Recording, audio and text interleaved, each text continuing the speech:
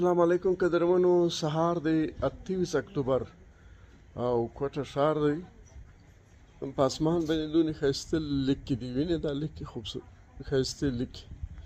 نو کوم خلک چې سهار وختي راپورته کېږي کله کله داسې ښایستې نظارې ویني په اسمان باندې، نو ما هم ولیدلې. وګورئ